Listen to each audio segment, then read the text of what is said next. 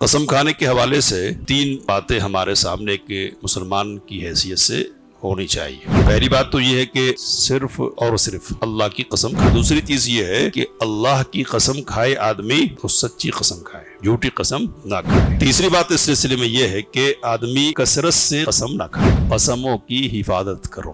قسموں کی حفاظت کا مطلب کیا ہے؟ تو ایک معنی یہ کہ زیادہ قسمیں کھانے سے بچو۔ کفارہ ادا کر دوں گا، یعنی توڑ ڈالوں گا قسم کو اور کفارہ ادا کروں گا اور وہ کام کروں گا جو بہتر ہے۔ علم الانسان ما لم يعلم۔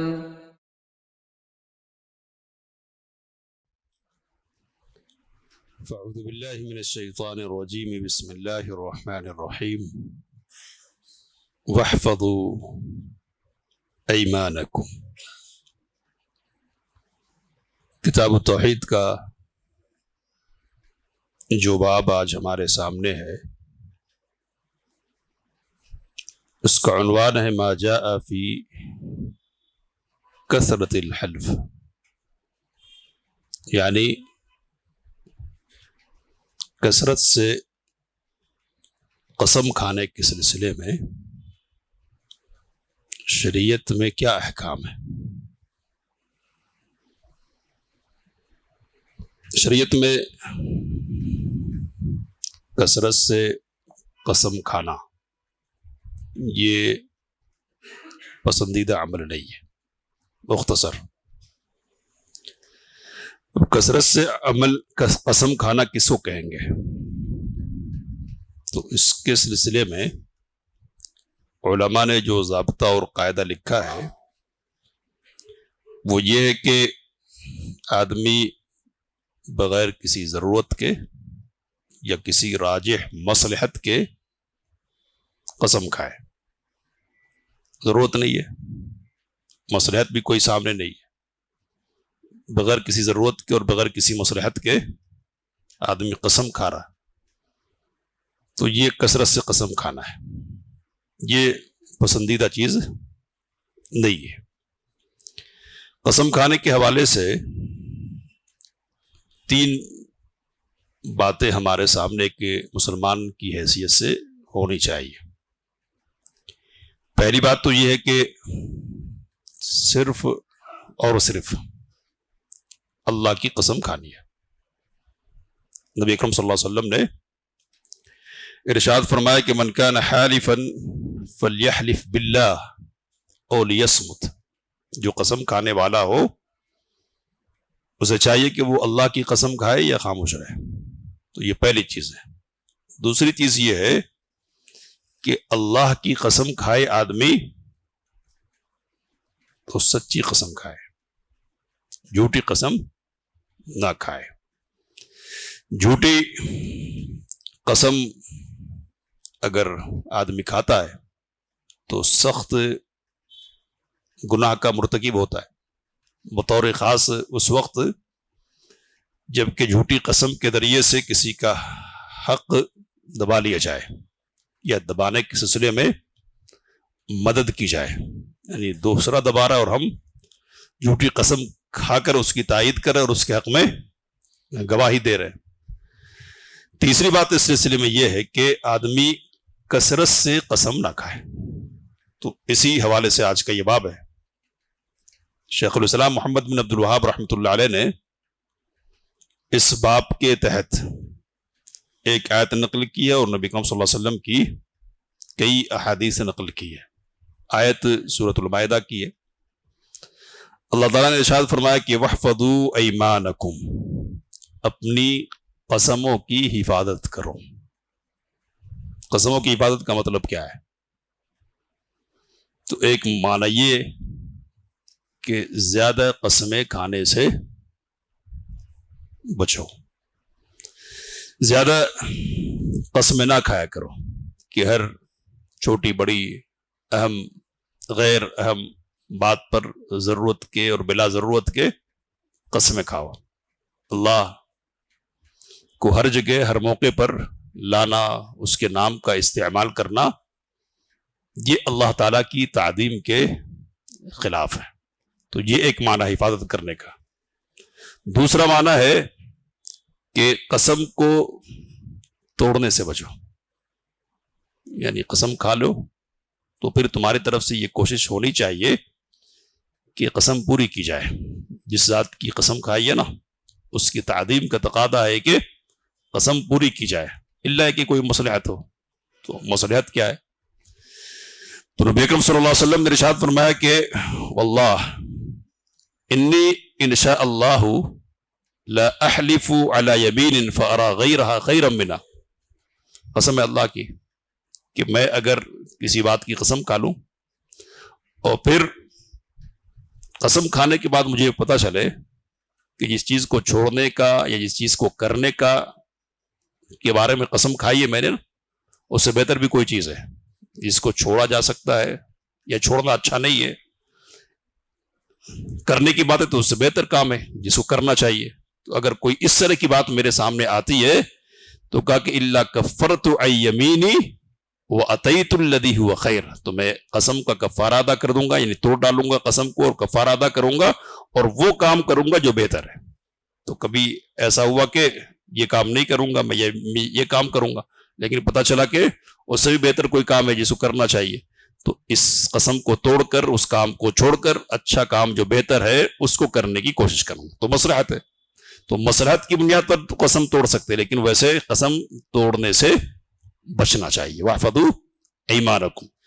تیسرا معنی یہ بیان کیا کہ قسم اگر ٹوٹ جائے، کبھی کسی وجہ سے توڑنا پڑ جائے، تو فوری طور پر اس بات کی کوشش کرو کہ قسم کا کفارہ ادا کر دیا جائے۔ یہ قسم کی حفاظت ہے کہ کفارہ فوری طور پر ادا کر دیا جائے۔ یہ آیت ہمارے سامنے جس آیت کا ٹکڑا ہے نا، یہ واحفظوا ایمانکم، اس میں کفارہ قسم ہی کا ذکر ہے، اور کہا اللہ نے کہ ذالک کفارۃ ایمانکم، یہ تمہاری قسموں کا کفارہ ہے، اور پھر کہا واحفظوا ایمانکم، اپنی قسموں کی حفاظت کیا کرو۔ تو عین ممکن ہے کہ یہ جو تیسرا قول ہے نا راجح ہو کہ قسموں کا کفارہ ادا کرو۔ ایسا ہوا کہ قسم کھا لی، توڑ دیا، دیکھیں گے اور دیکھیں گے اور پتہ چلا کہ بلا دیا کہ اور قسم کا کفارہ اپنے ذمے رہ گیا، تو اس طرح لاپرواہی کا معاملہ نہیں کرنا چاہیے۔ تو اس کو ترجیح حاصل ہو سکتی ہے، اس لیے کہ کفارہ قسم کا پیچھے بیان ہے۔ شیخ الاسلام محمد بن عبد الوہاب رحمۃ اللہ علیہ نے اس آیت کو جو نقل کے آیت کے ٹکڑے کو، تو اس نقل کرنے کی بنیاد پر یہ بات سمجھ میں آتی ہے کہ ان کے سامنے یہاں اس وقت پہلا معنی ہے کیا کہ زیادہ قسمیں کھانے سے بچنا چاہیے، نہیں کھانا چاہیے زیادہ قسم۔ تو اس کے بعد حضرت ابو ہریرہ رضی اللہ تعالیٰ عنہ کی حدیث نقل کی ہے کہ رسول اللہ صلی اللہ علیہ وسلم نے ارشاد فرمایا کہ الحلف منفقۃ للسلعۃ وممحقۃ للکسب، قسم سامان کو بیچ دینے کا ذریعہ ہے اور برکت کو مٹانے کا ذریعہ ہے۔ مطلب صاف ہے کہ قسم کے ذریعے سے یہ ممکن ہے کہ جس سامان کے سلسلے میں قسم کھائی جا رہی ہے نا، اس سامان کے سلسلے میں سامنے والے کے دل میں اطمینان ہو جائے، اور قسم کی بنیاد پر یہ سوچ لے کہ نہیں، سامنے والا اللہ کی قسم کھا کے کہہ رہا ہے تو جو چیز ہوگی نا وہ عیب سے پاک ہوگی، اچھی ہوگی، اور جتنی قیمت وہ لگا رہا ہے اتنی قیمت ہی صحیح اس کی قیمت ہے، قسم کھا کے کہہ رہا نا۔ تو اس بنیاد پر سامان بیچ لے گا آدمی، لینے والا لے لے گا۔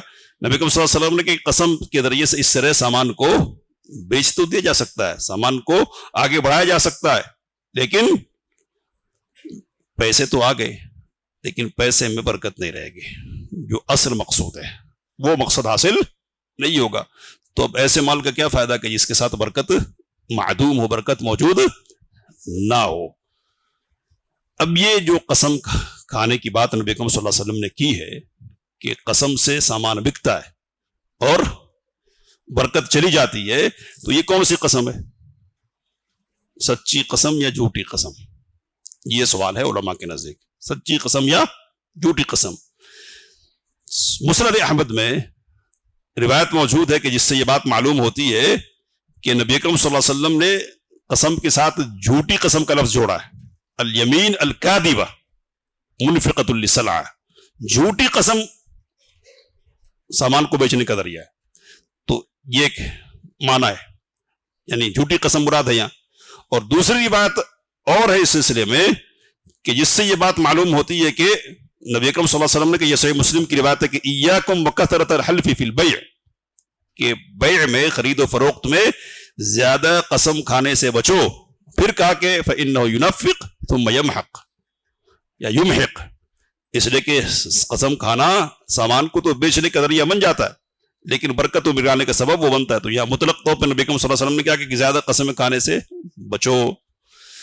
تو دوسرا معنی بھی لے سکتے ہیں، پہلی جو صورت اگر ہے تو وہ زیادہ برا ہے، یعنی آدمی جھوٹی قسم کھائے. تو جھوٹی قسم کھانے میں برائی یہ ہے کہ اللہ کی تعظیم کے خلاف آدمی کر رہا ہے کام، سامنے والے سے اس کا مال غلط طریقے پر حاصل کر رہا ہے. تو کئی ایک قباحتیں اور برائیاں کہ جھوٹی قسم کے ساتھ جو جمع ہو جا رہی ہے. سچی قسم بھی کیوں نہیں کھانا چاہیے؟ تو اللہ کا نام ایسا نہیں ہو کہ اس کو چھوٹے موٹے حقیر مفادات کے لیے استعمال کیا جائے. اس لیے آگے روایت آ رہی ہے کہ نبی اکرم صلی اللہ علیہ وسلم نے ارشاد فرمایا کہ اللہ کو اپنا سامان نہ بناؤ، بیچنے کا سامان نہ بناؤ. روایت آئے گی آگے. تو اس طرح یہ اللہ تعالیٰ کی تعظیم کے خلاف بات ہے کہ آپ ایک چھوٹی چیز بیچ رہے ہیں جس سے کچھ فائدے آپ کو حاصل ہو جائیں گے، اس کے لیے اللہ کا نام استعمال کر رہے ہیں آپ. اللہ کی قسم یہ بہت اچھی چیز ہے، اللہ کی قسم اس کی قیمت اتنی ہے، سستی ہے، وغیرہ وغیرہ. تھوڑا فائدہ ہوگا نا، تو تھوڑا فائدہ حاصل کرنے کے لیے، نفع حاصل کرنے کے لیے اللہ کا نام کا استعمال کریں گے. ایک بات تو یہ ہے. دوسری بات یہ ہے کہ اس طرح قسم کھاتے رہنے سے کیا ہوگا؟ تو آدمی قسمیں کھانے کا عادی ہو جائے گا، اور عادی ہوگا. سچی قسم کھا رہا تھا، آگے چل کر جب زبان قسم قسم قسم کی عادی ہوگی نا، تو غیر ممکن ہے کہ سچی قسم کی جگہ پر جھوٹی قسمیں بھی کھانے لگ جائے. تو خرید و فروخت میں بطور خاص سامان بیچنے کے لیے قسم کھانا یہ مذموم عمل ہے. نبی اکرم صلی اللہ علیہ وسلم نے اس سے منع فرمایا اور کہا کہ یہ بے برکتی کا ذریعہ ہے. تو خرید و فروخت کے موقع پر خاص طور پر اور عمومی انداز میں بھی، عام طور پر بھی زیادہ قسمیں کھانے سے بچنا چاہیے. اس کے بعد حضرت سلمان رضی اللہ تعالیٰ عنہ کی روایت ہے، کہتے ہیں کہ رسول اللہ صلی اللہ علیہ وسلم نے فرمایا کہ ثلاثہ لا یکلمہم اللہ، 3 قسم کے لوگ وہ ہیں کہ جن سے اللہ تعالیٰ کلام نہیں فرمائے گا. کلام نہیں کرنے کا مطلب صحیح کلام، ورنہ کافروں سے بھی کلام ہونے والا ہے. ہم کلامی تو ہوگی نا، لیکن ناراضگی کے ساتھ ہوگی، وہ رضامندی کے ساتھ نہیں. ولا یزکیہم، اللہ تعالیٰ ان کا تزکیہ بھی نہیں کرے گا، گناہوں سے پاک نہیں کرے گا. اور جب تک پاکی نہیں ہوگی نا گناہوں سے، تب تک جنت میں داخلہ ہونے والا نہیں ہے. کہ وَلَهُمْ عَذَابٌ أَلِيمٌ، اور ایسے لوگوں کے لیے دردناک عذاب ہے. 3 قسم کے لوگ کون ہیں؟ تو نبی اکرم صلی اللہ علیہ وسلم نے کہا اُشَیْمِتٌ زَانٍ، بوڑھا زناکار، پہلا شخص. دوسرا شخص عائل مستکبر، تکبر کرنے والا محتاج فقیر.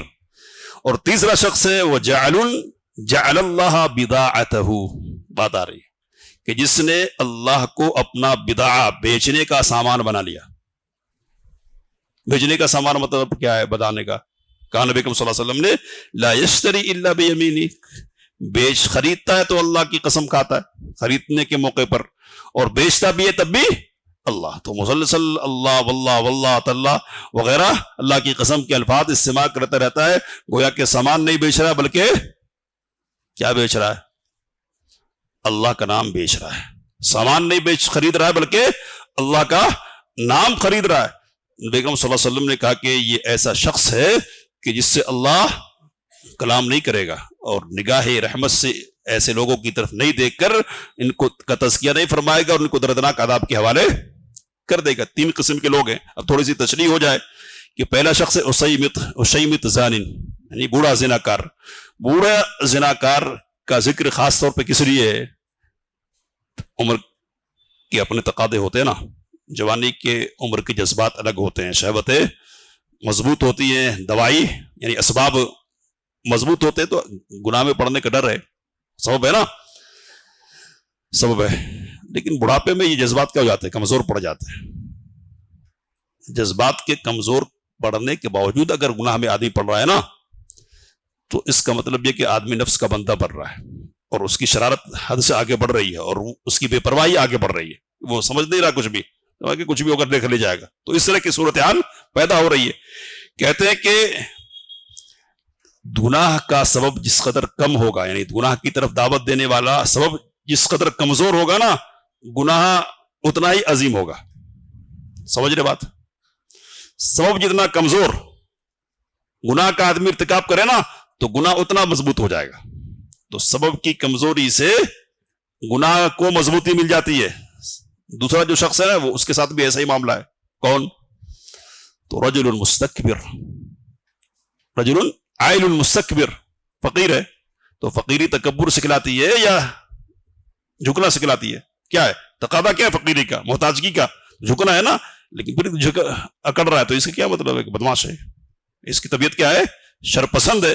اور تیسرا جو شخص ہے تو وہ بھی اللہ تعالیٰ کی ذات کے سلسلے میں بے پرواہی کا ثبوت دے رہا کہ اللہ کا نام بیچنے خریدنے کے سلسلے میں استعمال کر رہا ہے۔ تو اس طرح سے اس حدیث میں بھی کیا ہے، اس بات کی وعید ہے کہ اللہ کا نام نہیں استعمال کیا جائے، خرید و فروخت کے سلسلے میں خصوصی طور پر زیادہ قسمیں نہ کھائی جائے۔ اس کے بعد اگلی روایت حضرت عمران بن حسین رضی اللہ تعالی عنہ کی صحیحین کی کہ رسول اللہ صلی اللہ علیہ وسلم نے فرمایا کہ خیر امتی قرنی، میری امت کے سب سے بہتر لوگ میرے زمانے کے لوگ ہیں۔ ثم الذین یلونہم، پھر وہ لوگ جو ان کے بعد آئیں گے، ثم الذین یلونہم، پھر وہ لوگ جو ان کے بعد آئیں گے، تین زمانے۔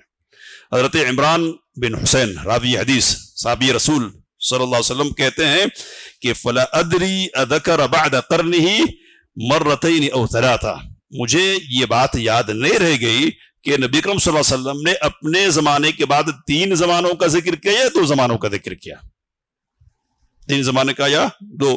تو اگر 3 زمانے کریں گے تو تبع تابعین بھی آ جائیں گے، اور 2 کریں گے تو صرف تابعی تک معاملہ رہے گا، لیکن زیادہ راجع بات یہ ہے کہ تبع تابعین تک کا یہ زمانہ ہے۔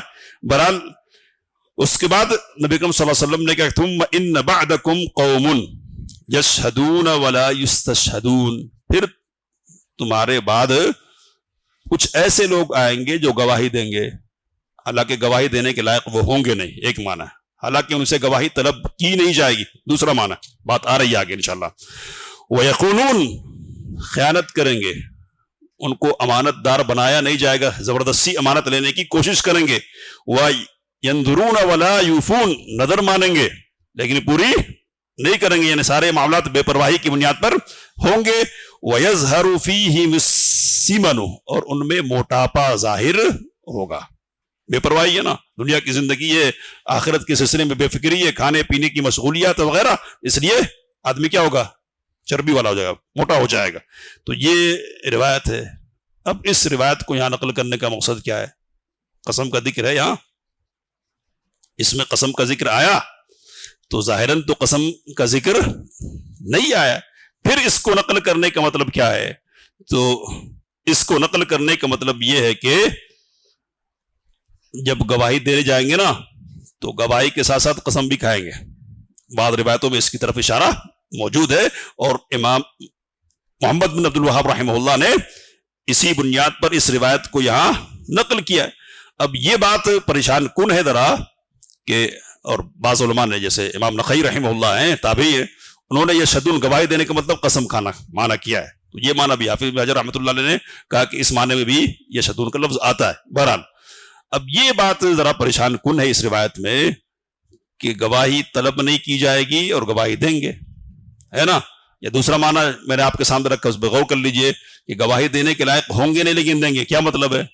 واقعے کے وقت موجود نہیں ہوں گے، ہے نا، ان کا کوئی کردار ہوگا نہیں، لیکن زبردستی گواہ بن کر آنے کی کوشش کریں گے، معاملات میں دخل اندازی کریں گے۔ تو جو صورت بھی ہو، سوال یہاں یہ ہے کہ دوسری روایت کی بنیاد پر زید بن خالد الجہنی رضی اللہ تعالیٰ عنہ کی روایت ہے کہ جس میں ہے کہ نبی اکرم صلی اللہ علیہ وسلم نے کہا کہ الا اخبرکم بخیر الشہداء، کیا میں تمہیں بہترین گواہوں کے بارے میں نہ بتلاؤں؟ کون ہے بہترین گواہ؟ کہا کہ الذی یؤتی الشہادہ قبل ان یسألہ، جو پوچھے جانے سے پہلے ہی گواہی دے دیتے ہیں۔ تو یا تو کہہ رہے کہ پوجے جانے سے پہلے گواہی دینے والے کون ہیں؟ بہترین گواہ ہیں.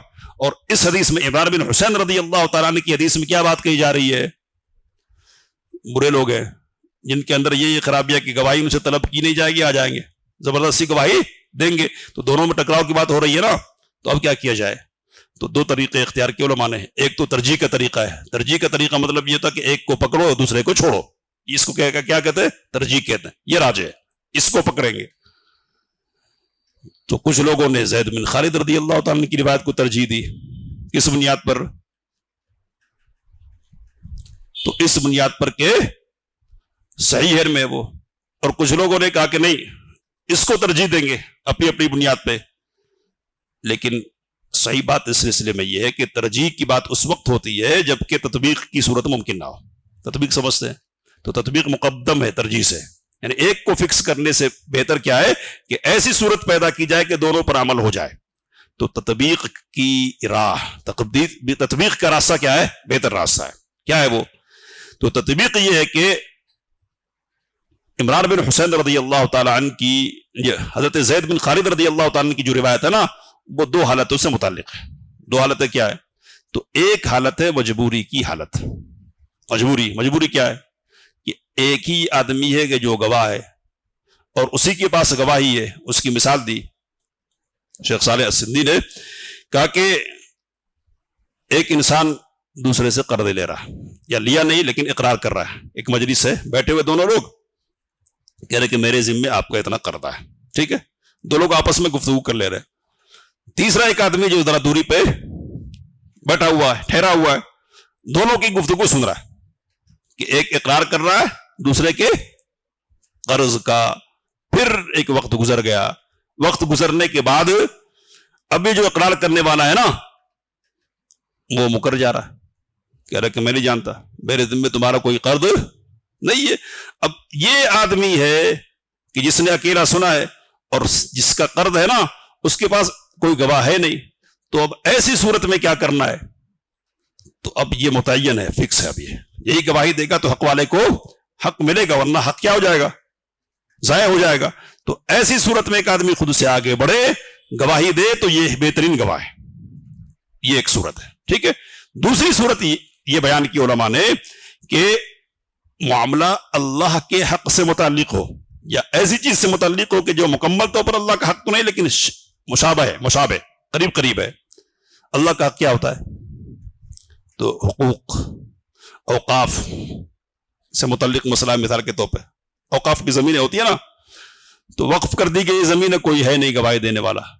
اب یہ گواہی دینے والا اس کو معلوم ہے کہ یہ وقف کی اللہ کی ہے، تو اللہ کا حق ضائع ہونے والا ہے، اس لیے آگے بڑھتا ہے اور کیا کرتا ہے؟ گواہی دیتا کہ نہیں، میں جانتا ہوں کہ یہ اللہ کے نام پر وقف زمین ہے، میں اس کا گواہ ہوں.